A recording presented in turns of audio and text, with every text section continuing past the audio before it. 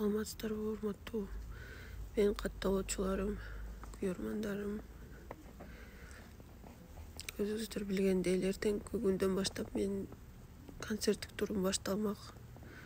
Бирок кечээ чегинчи октябрь күнү ушундай бир кайгылуу кабар келди. Мени баккан тайнемди жоготуп алдык. Ар бир адамдын башында мындай нерсе болот экен.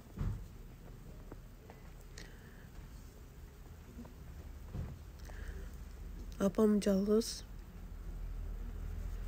Мен бул жерден кете албаганым үчүн сиздерден кечирим сурап, кыркы чыкмайынча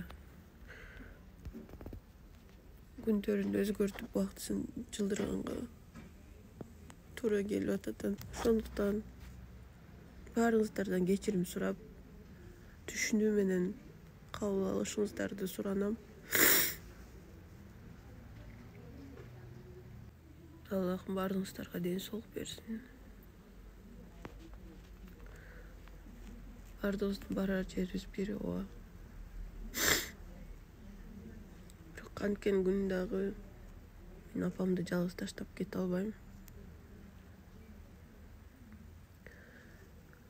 Сиздерге жакшы маанай каалаш үчүн ички дүйнө мурдаш керек, бир гана өзүм эмес. Ошондуктан азыр ушундай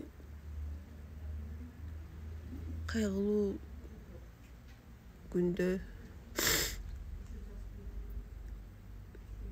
мен өзүмдү чогулта албай атам. Эмне дешти да билбей турам азыр. Сиздерди туура түшүнөт деген үмүттөмүн. Я сейчас не смогу продолжить свою деятельность, и в таком состоянии я не смогу дать концерт соответствующий, который вы ждете. Поэтому я очень надеюсь, что вы отнесетесь с пониманием,